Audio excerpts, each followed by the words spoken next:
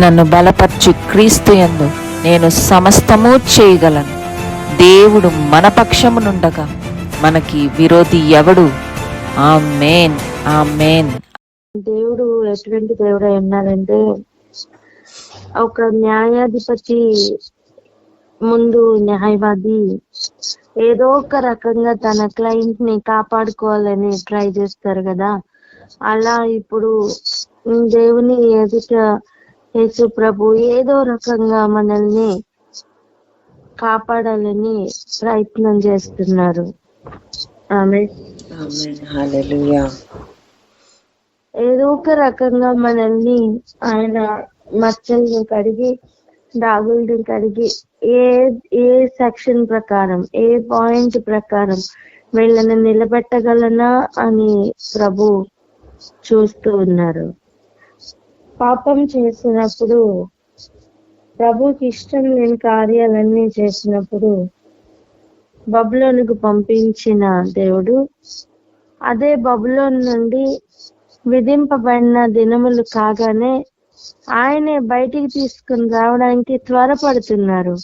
తన సేవకుడైన కోరేషును గురించి ఆయన పుట్టక ముందే తన గురించిన ప్రవచనాలు చెబుతూ తనను బట్టి ఆకాశమందలి దేవుడుగా తను ప్రత్యక్షపరచుకొని ఆయన విడుదల చేసిన వాక్కు నెరవేర్చబడినట్లు దేవుడు త్వరపడుతున్నట్లుగా మనం చూస్తున్నాం. దేవుడు ఒకసారి ఆయన తట్టు తిరిగితే, ఆయన కనుక చేయి పట్టుకుంటే ఇక విడిచిపెట్టరు. చెప్దామా? ఇక ఆయన విడిచిపెట్టరు అని. ఇక ఆయన విడిచిపెట్టరు. ఆమేన్. ఇంకొక మాట కూడా పలుకుదాం, ఆయన తోడుంటారు అని. ఆయన తోడుంటారు. ఇప్పుడు ఆయన చెప్తున్న మాట, నేను కొంచెం ఇశ్రాయేలీయుల్ని కోపగించగానే అన్యజనులు ఏకమైపోయారట. ఆ పాయింట్ పట్టుకుని ప్రభు చెప్తున్న విషయం ఏంటో తెలుసా? రండి వెళ్దాం. జకరియా 1:15 వచనం నుండి చదువుదాం. 15 నుండి 17 వరకు చదువుదాం. 15, 16, 17. జకరియా గ్రంథం 1వ అధ్యాయము 15, 16, 17 వచనాలు. నిమ్మలముగా ఉన్న అన్యజనుల మీద నేను బహుగా కోపించుతున్నాను. ఎలయనగా నేను కొంచెం కోపపడగా కీడు చేయవలనన్న తాత్పర్యంతో వారి సహాయం లేదు. కాబట్టి యెహోవా సెలవిచ్చినదేమనగా, వాత్సల్యము కలవాడనే నేను యెరూషలేము తట్టు తిరిగి ఉన్నాను. అందులో నా మందిరము కట్టబడును. యెరూషలేము మీద శిల్పకారులు నూలు సాగలాగుదురు. ఇదే సైన్యములకు అధిపతి యెహోవా వాక్కు. నీవు ఇంకనూ ప్రకటన చేయవలసినది ఏమనగా, ఇక నా పట్టణములు భాగ్యముతో వర్ణిక్కువగా నింపబడును. ఇకను యెహోవా సీయోనును ఓదార్చును, యెరూషలేమును ఆయన ఇకను కోరుకొనును. హల్లెలూయా. Thank you master. చూడండి, ఎవరిదో ఫోన్ చాలా డిస్టర్బెన్స్ వస్తుంది. దయచేసి మ్యూట్ లో పెట్టుకోరా. హల్లెలూయా అని చెప్పడానికో, మాట్లాడడానికో, ప్రార్థన చేయడానికో, పాట పాడడానికో ఓపెన్ చేద్దాం. మిగిలిన సమయం కొద్ది నిమిషాలు వాక్యం అందరికీ రీచ్ అవ్వలాగిన ప్రతి ఒక్కరి మొబైల్ ని మనం మ్యూట్ లో పెడదాం. మ్యూట్ లో పెట్టరా.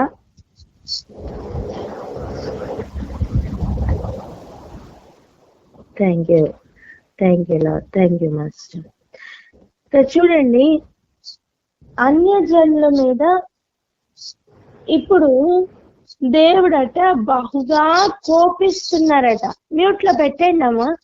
ఇందాక మీరు మ్యూట్ లో పెట్టారు, ఇప్పుడు మళ్ళీ ఎందుకు తీసారు? పెట్టండి మా, మ్యూట్ లో పెట్టుకోండి.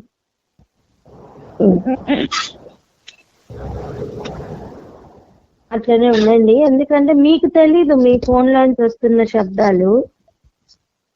మ్యూట్ లో పెట్టుకోండి అమ్మా. మ్యూట్ లో పెట్టుకోండి. నిమ్మలముగా ఉన్న అన్య జనుల మీదట ఆయన కోపిస్తున్నారట.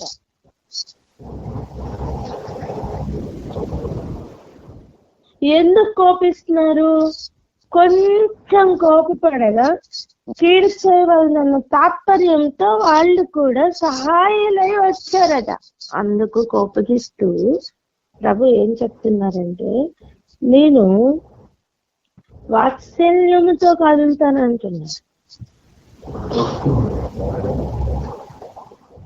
వాత్సల్యము గలవాడనై నేను యెరూషలేము తట్టు తిరిగి ఉన్నాను అంటున్నారు. ఒక మాట చెప్పనా, ఎవరైనా నీ మీద కోపపడుతున్నారు అంటే నీ మీద వాత్సల్యం పెరుగుతుందని అర్థం. ఎవరైనా నీ పైని కోపము ఎక్కువ అవుతుందా? నీవు నీవు నీవు ఎవరి చేతనైనాను కోపంను అనుభవిస్తున్నావా? ఇదిగో అది దేనికి సూచన తెలుసా? దేవుడు నీ తట్టు వాత్సల్యం కలవాడై మరి ఎక్కువగా చేయబట్టుకుంటా. హల్లెలూయా, హల్లెలూయా చెప్పరే. హల్లెలూయా. జెరుబ్బాబెలుకి డైరెక్ట్ గా చెప్పమని చెప్పిన వర్డ్ అండి అది. ఏమని? నీ మీద అంటే ఇప్పుడు మందిరం కట్టుటకు నువ్వు ముందుకు వెళ్ళు, ఎందుకంటే దేవుడు ఎలా కదులుతున్నారనే విషయాలను జకర్యా ఇంకొక కోణంలో చూపిస్తున్నారండి. ఇదిగో హగ్గై ద్వారా దేవుడు మాట్లాడిన మాటలు వేరు, జకర్యా ద్వారా దేవుడు మాట్లాడిన మాటలు వేరు. జకర్యాకు చూపిస్తున్న లెవెలే వేరు. ఎందుకంటే ఎవరు చూపించనక్కర్లేదు, ఎవరు చెప్పనక్కర్లేదు, ఎవరో చెప్పిన దాన్ని బట్టినో ఎవరో చూసి వచ్చి ఏదో చూపించినందు మట్టుకునో నందువలననో దేవుడు కదలట్లేదు. ఆయన తన సైన్యమును పంపించారు. ఆ గుర్రములు లోకమంతా తిరిగి తెచ్చిన రిపోర్టుని బట్టి ప్రభు కదులుతున్నారు. ఎంత అథెంటిక్ రిపోర్ట్ తెలుసా?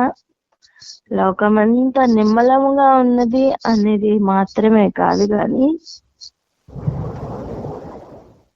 యెరూషలేమును బట్టి ఏ బాధ లేకుండా ఉన్నారు అని అర్థం. అటువంటి వారి బిహేవియర్ ని బట్టి, వారి కోపమును బట్టి ఆయన వాత్సల్యముతో కదులుతున్నారు. ఇప్పుడు చూడండి, కొంతమంది కోపంతో కదులుట మేలు. చెప్పండి. కొంతమంది కోపముతో కదులుట మేలు. అందరు చెప్దామా మాట?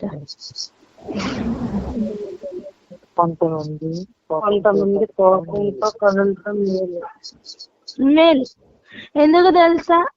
ప్రభు యొద్ద నుండి నీకు వాత్సల్యత రిలీజ్ అవుతుంది. ఆమేన్, ఆమేన్, ఆమేన్, ఆమేన్. ఈ లెవెల్ వేరు కదా, ఆలోచన చేయండి. మనుషుల యొద్ద నుండి నువ్వు మెప్పు కోరవలసిన అవసరం ఇప్పుడు ఉందా? చెప్పండి. లేదు. వాళ్ళ కొరకు మౌల్డ్ అవ్వి, వాళ్ళ కొరకు పనిచేసి, వాళ్ళ కొరకు నువ్వు నీ క్యారెక్టర్ మార్చుకోవాల్సిన అవసరం ఉందా? చెప్పండి. అవసరం లేదు. కానీ అదే ప్రభు మళ్ళీ చెప్తారు, నీ మీద నీ సహోదరుడికి ఏమైనా కోపం ఉంది అనుకోండి, లేకపోతే వ్యాజ్యం ఉంది అనుకోండి, నువ్వే వెళ్ళి ఫస్ట్ వాళ్ళతో సమాధానం పడిపోవాలి. అప్పుడు ఆయన దగ్గర ఉన్న వాత్సల్యత, ఆయన కదులుతున్న వాత్సల్యత ఏమవుతుందో తెలుసా? డబుల్ అయిపోతుంది. చెప్పండి ఏమవుతుంది? డబుల్ అవుతుంది. ఉమ్. ఇది పరలోకపు లా అండి. ఆయన నీతిమంతుడు, ఆయన న్యాయవంతుడు, ఆయన ఆ నీతిలో కదులుతున్నారు. ఆమేన్. ఆమేన్. ఆయన ఇంకా ఏం చెప్తున్నారు చూడండి. నా మందిరము కట్టబడును, యెరూషలేము మీద శిల్పకారులు నూలు సాగలాగుదురు. నూలు ఎందుకు సాగలాగుతారు? కట్టడానికి. ప్లానింగ్ ఇస్తున్న సమయం కట్టడానికి నూలును సాగలాగుతారు. ఇక నా పట్టణము భాగ్యముతో మరి ఎక్కువగా నింపబడును. చెప్పండి, నా పట్టణం భాగ్యముతో మరి ఎక్కువగా నింపబడును. ఆమేన్. ఒక పీరియడ్ నువ్వు అందరి కోపాన్ని అనుభవిస్తున్నావా? ఎదిగో ఆ పట్టణం మరి ఎక్కువగా భాగ్యంతో నింపబడుటకే. ఆమేన్.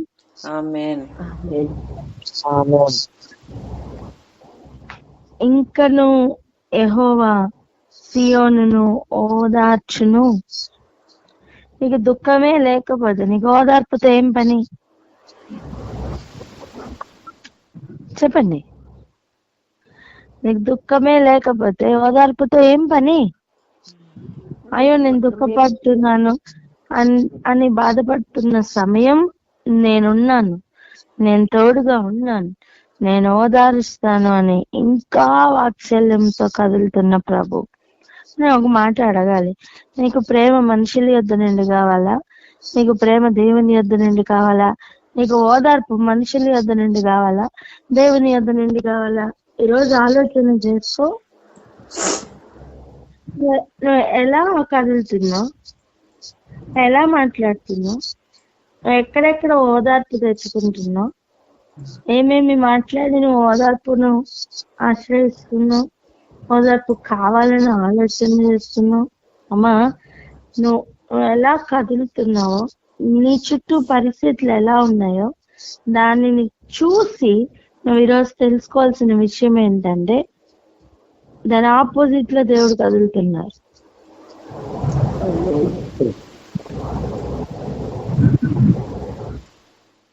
నువ్వు ఆయన బిడ్డల్ని బట్టి కోపగిస్తున్నావా? దేవుడిని మీద కోపం చూపిస్తాడు. ఆయన బిడ్డలని బట్టి నువ్వు నిమ్మలంగా ఉన్నావా? అంటే పర్లేదులే, ఉగ్రత వాళ్ళ మీదకి వచ్చిందని చెప్పి ఏ బాధ పట్టినట్టు నువ్వు ప్రశాంతంగా ఉన్నావా? వారి కీడుని బట్టి నువ్వు సంతోషంగా ఉన్నావా? దేవుడు నీ పట్ల కోపాన్ని అధికం చేసుకుంటాడమ్మా.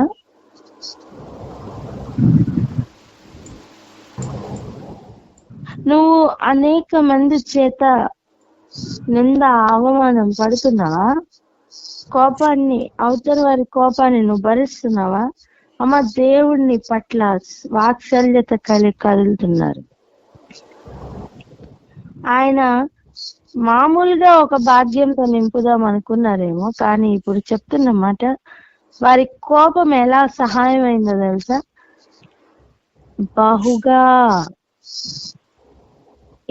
ఇంకా ఎక్కువగా భాగ్యముతో ఆ పట్టణం నింపబడను. హల్లెలూయా.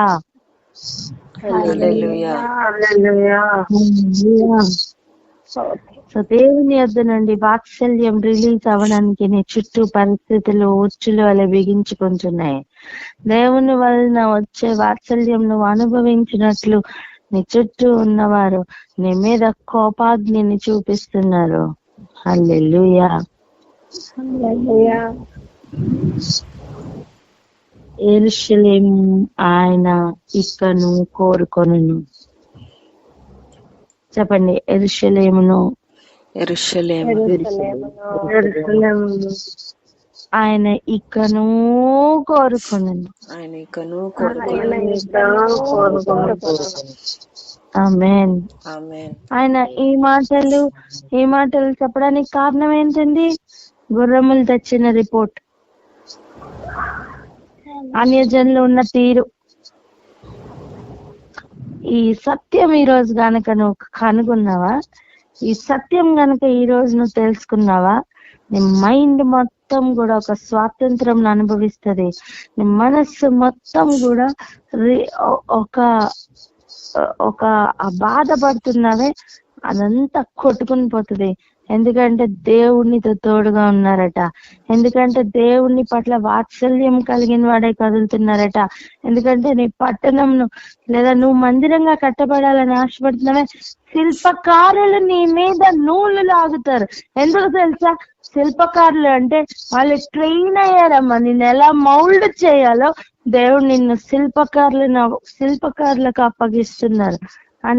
వారు ఎటువంటి వారంటే నేను అంటాను, బెస్లేలు, అహోలియాబు వంటి వారు.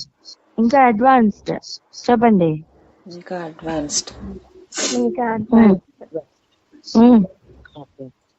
ప్రత్యక్ష గుడారం కట్టడానికి స్టార్ట్ అయిన వారు మొదటి మందిరం కట్టబడడానికి ఇంకా అడ్వాన్స్ అవ్వలేదా?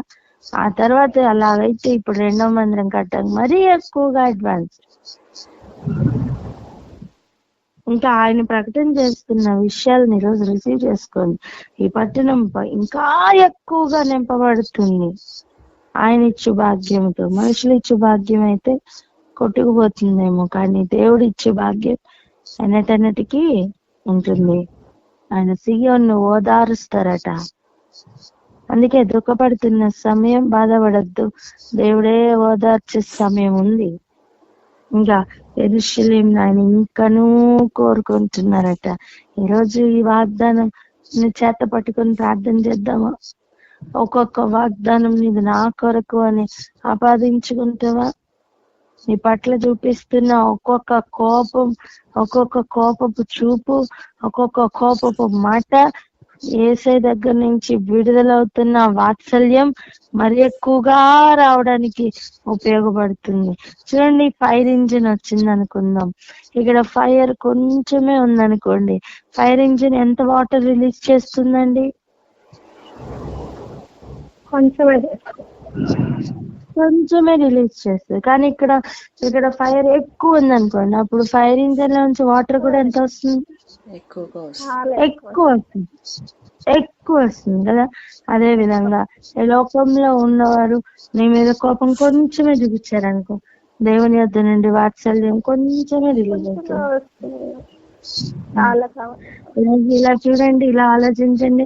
దేవుడు ఫైర్ ఇంజన్స్ ని పంపిస్తూ వాత్సల్యంతో నింపి పంపించారనుకోండి, ఇక్కడ ఎంత ఫైర్ ఉందో అంతకంటే ఎక్కువగా దేవుడు నీ పట్ల వాత్సల్యం అంటే ఏంటి? ప్రేమ కంటే ఎక్కువ.